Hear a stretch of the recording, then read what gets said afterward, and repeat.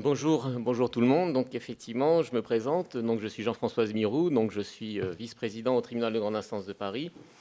Et je suis très heureux d'intervenir aujourd'hui. Donc et je remercie effectivement Marie-Françoise, monsieur le sénateur et les organisateurs de cette journée de m'avoir donné cette possibilité d'intervenir pour parler du rôle du juge dans l'application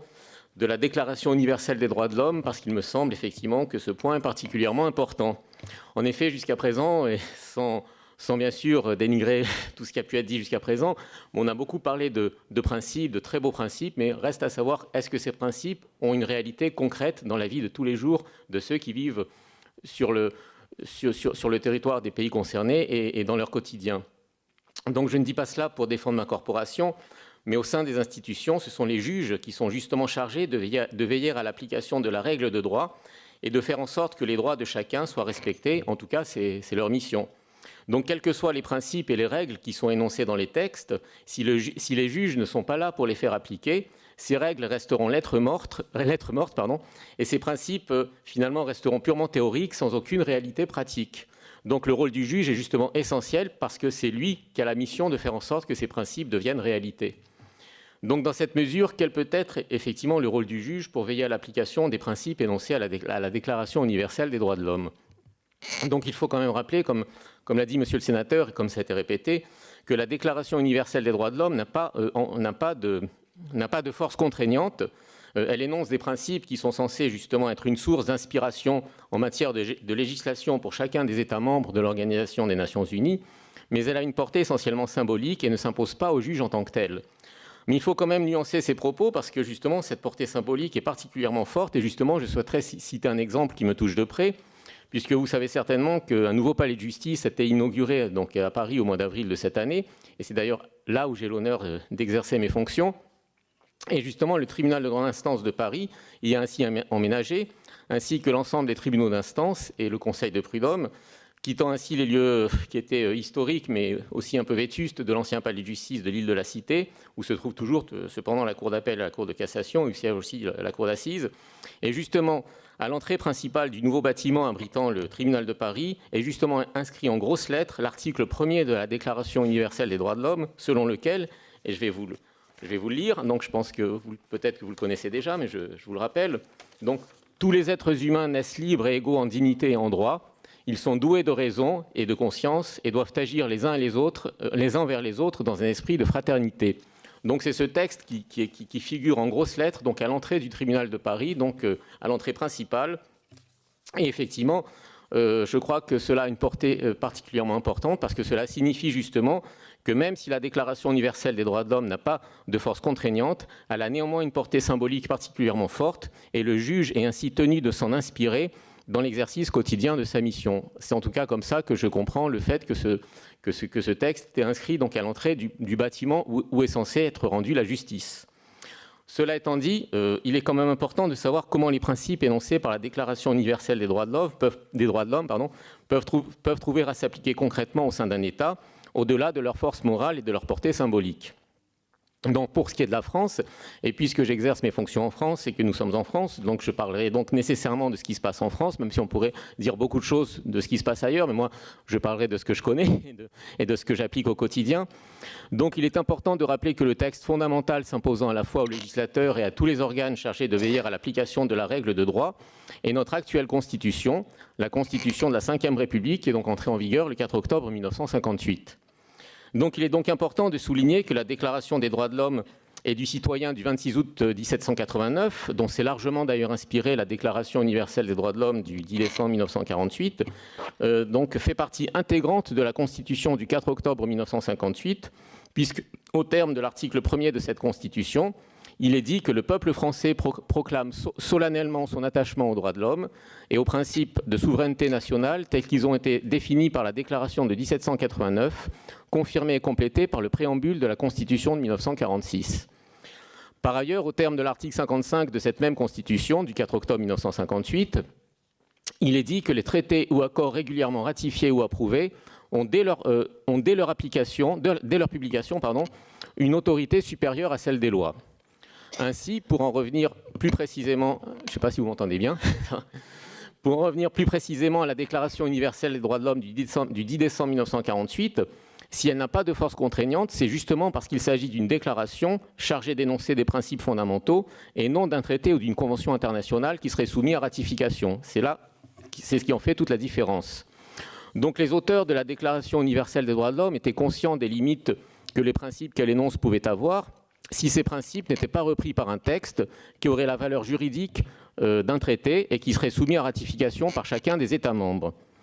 Alors, comme on l'a déjà un petit peu évoqué tout à l'heure, c'est justement ce qui a pu être réalisé avec l'adoption en 1966 du pacte international relatif aux droits civils et politiques et du pacte international relatif aux droits économiques, sociaux et culturels, qui ont chacun repris l'un et l'autre dans leur domaine les principes énoncés par la Déclaration universelle des droits de l'homme,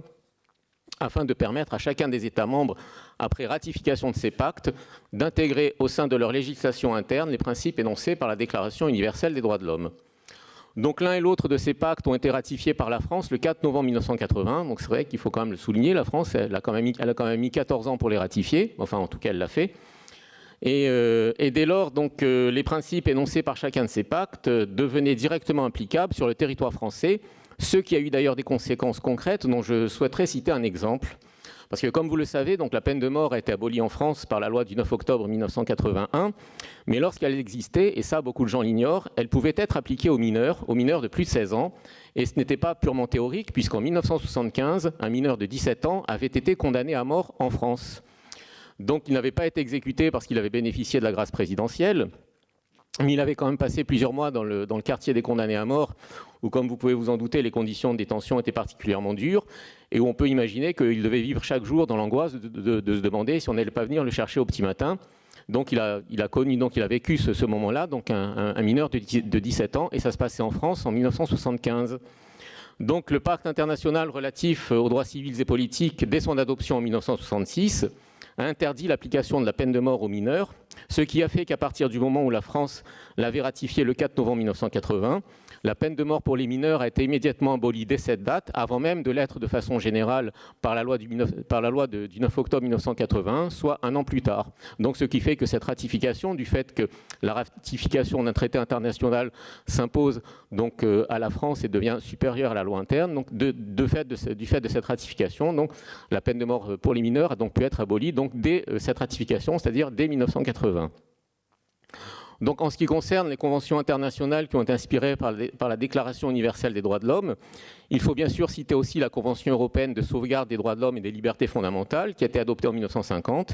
et ratifiée par la France en 1974. Là aussi, donc, la France, qui par moments se veut donneuse de leçons, elle a mis 24 ans avant de ratifier cette convention. Donc, et en plus, elle est devenue à ce moment-là directement applicable en droit français. Et depuis 1981, toute personne résidant en France qui estimerait que ses droits n'ont pas été respectés au regard des exigences posées par cette convention peut saisir directement la juridiction chargée de veiller à son application, c'est-à-dire la Cour européenne des droits de l'homme siégeant à Strasbourg, si elle estime, après avoir utilisé tous les recours dont elle peut disposer dans la juridiction interne, que ces droits n'ont pas été respectés. Donc le droit de recours individuel existe en France depuis 1981 seulement. Voilà, donc ces précisions étant faites,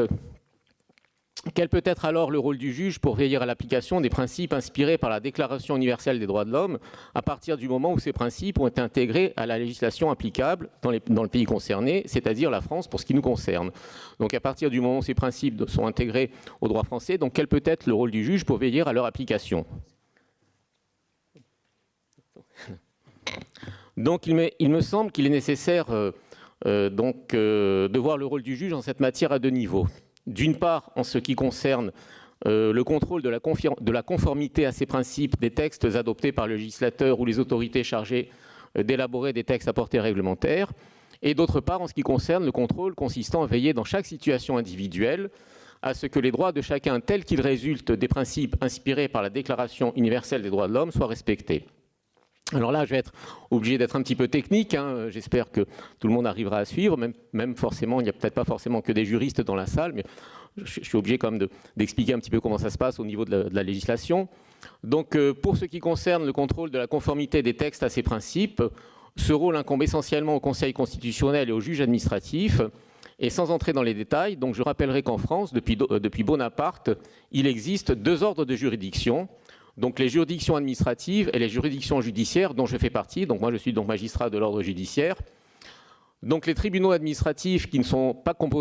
justement pas composés de magistrats de l'ordre judiciaire ont notamment pour mission de veiller sous le contrôle du Conseil d'État à la conformité des textes à caractère réglementaire, c'est-à-dire notamment les décrets, les arrêtés préfectoraux et les arrêtés municipaux, et à la législation applicable, donc à veiller à la conformité donc, de ces textes à caractère réglementaire à la législation applicable et aux principes généraux du droit. Donc toute personne qui s'estimerait lésée par un acte réglementaire peut agir donc devant les juridictions administratives. Le Conseil constitutionnel a été institué quant à lui par la Constitution du 4 octobre 1958 et a pour mission de veiller donc à la conformité des textes adoptés par le législateur à la Constitution. Donc il n'est pas composé de juges et certains peuvent le critiquer parce qu'effectivement il est composé en grande partie de personnes issues du monde politique, mais certains juristes le désignent néanmoins sous le terme de juge constitutionnel. Donc depuis 2008, tout justiciable qui estimerait qu'une loi qui lui serait appliquée violerait la Constitution peut aussi soulever, selon une procédure que je ne vais pas détailler là non plus, une question prioritaire de constitutionnalité. Et ainsi, le Conseil constitutionnel, qui a pu voir ses compétences élargies, peut être amené à se prononcer sur des cas individuels et à écarter pour certains de ces cas l'application d'une loi qui deviendrait ainsi caduque. Et cela a été le cas un certain nombre de fois. Mais cependant, je précise toutefois que le Conseil constitutionnel donc, exerce un contrôle de constitutionnalité, mais non un contrôle de conventionnalité. Et le Conseil constitutionnel a donc déclaré dans une jurisprudence qui date de 1975 qu'il n'était pas compétent pour apprécier la conformité d'une loi interne aux traités internationaux, même s'il reconnaît une valeur constitutionnelle aux principes généraux du droit international, et sans que cela remette en cause la règle énoncée par l'article 55 de la Constitution. Donc, voilà. Donc le Conseil constitutionnel a ainsi d'une certaine façon limité sa marge d'appréciation. Et ce point fait d'ailleurs l'objet de nombreux débats parmi les juristes. Mais la règle posée par l'article 55 de la Constitution, selon laquelle les conventions et traités internationaux régulièrement ratifiés par la France ont une valeur supérieure à la loi interne, est bien sûr toujours valable. Et cette règle est aujourd'hui appliquée aussi bien par les juridictions administratives que par les juridictions judiciaires. Donc la Cour de cassation, qui est donc la plus haute juridiction de l'ordre judiciaire, a ainsi reconnu donc la supériorité des traités et des conventions internationales sur la loi interne et ainsi reconnu aux juges judiciaires la possibilité de pouvoir exercer eux-mêmes ce contrôle de conventionnalité dès lors qu'un traité ou une convention internationale ratifiée par la France peut s'appliquer à un cas dont ils sont saisis. Et j'en viens ainsi à présent à ce qui concerne plus particulièrement mon domaine, c'est-à-dire le rôle du juge judiciaire, que je connais le mieux, à savoir le contrôle consistant à veiller dans chaque situation individuelle dont il est saisi au respect des droits de chacun et aux principes inspirés par la Déclaration universelle des droits de l'homme tels qu'ils peuvent s'appliquer concrètement à chaque situation individuelle. Alors je précise, pour que ce soit bien clair, que ce qu'on appelle le juge judiciaire, ce sont en fait les juges tels que le grand public l'entend d'une façon générale, c'est-à-dire le juge du tribunal de grande instance, le juge d'instance,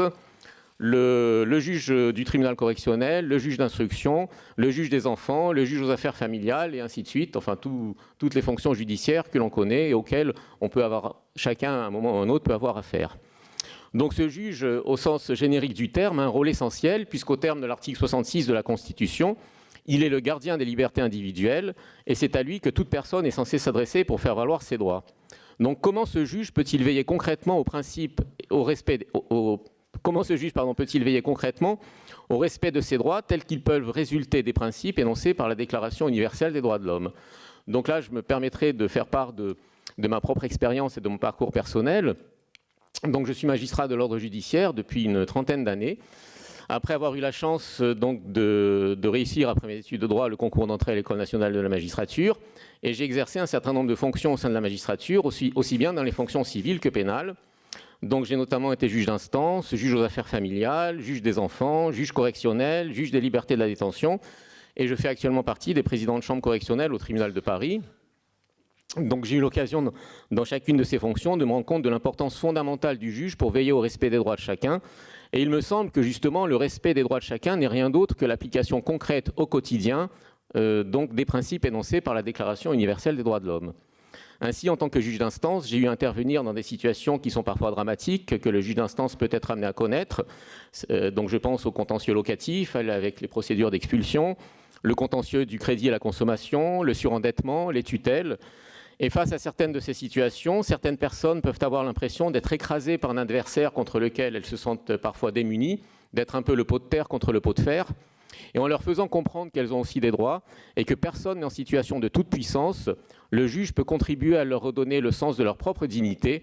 Et il me semble que cela peut être une façon d'appliquer de la façon la plus concrète et la plus quotidienne les principes énoncés par la Déclaration universelle des droits de l'homme. Et en tant que juge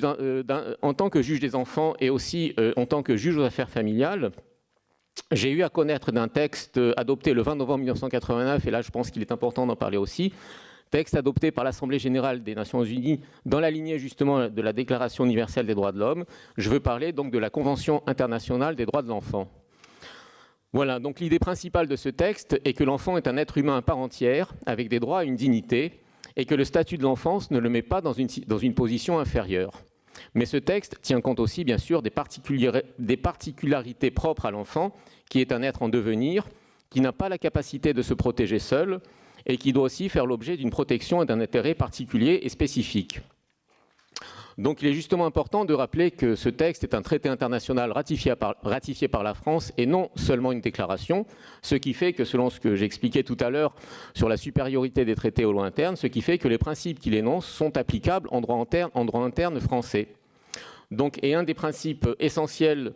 énoncés par cette convention résulte de son article 12, au terme duquel l'enfant capable de discernement a le droit d'exprimer librement son opinion sur toute question l'intéressant, et a la possibilité d'être entendu dans toute procédure judiciaire ou administrative le concernant, soit directement, soit par l'intermédiaire d'un représentant. Et l'application de ce texte a permis donc à l'enfant d'être entendu et de donner du sens à sa parole. Et dans les procédures où l'enfant est directement impliqué, il peut bénéficier de l'assistance d'un avocat qui peut intervenir en son nom, indépendamment de ses parents. Alors je précise toutefois que la prise en compte de la parole de l'enfant ne signifie pas qu'il soit placé en position de décideur, bien sûr. Je pense notamment au litige dont il peut être l'enjeu en cas de séparation conflictuelle de ses parents. Alors il ne s'agit pas dans ces cas-là, bien sûr, de lui demander de choisir entre son père ou sa mère. Ce serait complètement aberrant et cela reviendrait à lui faire porter un poids insupportable. Mais il est important qu'il sache qu'il peut être entendu, qu'il peut s'exprimer, qu'il peut exprimer ce qu'il ressent, et que ce qu'il pourra dire pourra être un élément qui pourra être pris en compte par le juge qui aura donc à prendre une décision. Dans mes fonctions de juge des libertés de la détention, j'ai pu m'apercevoir que la question du respect des droits de chacun et de la protection de chaque individu contre toute forme d'arbitraire de la part des autorités publiques, tout en tenant compte de la nécessité d'assurer le maintien de l'ordre public, se posait avec une particulière acuité. En effet, le juge des libertés de la détention est compétent pour statuer en matière de détention provisoire, c'est-à-dire de détention avant jugement, en matière d'hospitalisation sous contrainte pour les personnes faisant l'objet d'une hospitalisation psychiatrique contre leur volonté, et en matière d'étrangers placés en rétention administrative ou en zone d'attente en vue de leur réacheminement. Je ne vais pas entrer dans le détail pour chacune de ces attributions. Je crois que j'ai déjà dépassé un peu mon temps de parole, mais j'avais beaucoup de choses à dire. Mais il s'agit là de questions touchant directement à la liberté individuelle, qui sont strictement encadrés par les textes, et le juge a la mission particulière en cette matière de veiller à la stricte application des règles de procédure qui ont justement été instituées pour veiller à éviter tout risque d'arbitraire.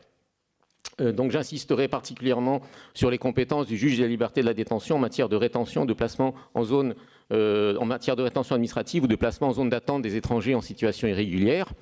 car il s'agit là d'un domaine dans lequel il apparaît clairement que toute personne, même en situation régulière, sur le territoire d'un pays qui n'est pas le sien, et même s'il existe des doutes sur sa véritable identité, doit bénéficier des droits fondamentaux attachés à la personne humaine, qui sont le fondement même de l'existence de la Déclaration universelle des droits de l'homme, et le juge est là pour y veiller. Et enfin, dans mes fonctions actuelles de président d'une chambre correctionnelle, donc je veille particulièrement au respect des dispositions de l'article 11 de la Déclaration universelle des droits de l'homme, selon lesquelles, alors je vais essayer de les retrouver, voilà, l'article 11, voilà, selon lesquelles toute personne accusée d'un acte délictueux est présumée innocente jusqu'à ce que sa culpabilité ait été légalement établie au cours d'un procès public où toutes les garanties nécessaires à sa défense lui auront été assurées. Voilà, donc en tant que président d'une chambre correctionnelle, mon rôle est justement de faire en sorte que ces règles soient effectivement appliquées. Ces dispositions étant déjà mentionnées dans la Déclaration des droits de l'homme et du citoyen du 26 août 1789, même si la rédaction en est différente, et figurent également dans la Convention européenne de sauvegarde des droits de l'homme et des libertés fondamentales. Donc le procès pénal est le lieu où il est particulièrement important de veiller au parfait équilibre des deux plateaux de la balance, qui sont justement le symbole de la justice.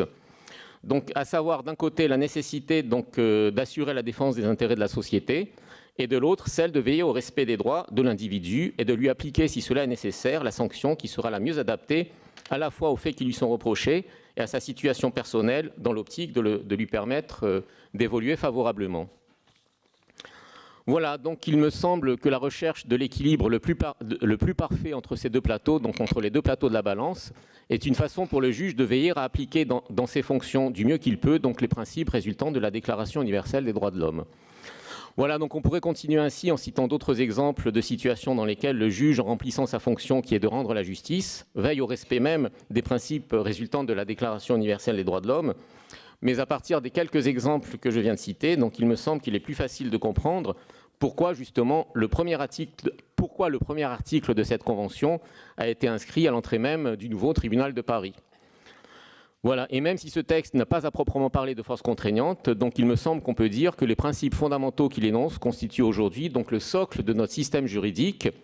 même s'il est important de ne pas relâcher sa vigilance et ses efforts, afin que ces principes soient toujours le fondement qui inspire chacune de nos actions, et afin qu'ils ne soient pas seulement des principes, mais qu'ils soient vraiment une réalité. Voilà. Merci beaucoup.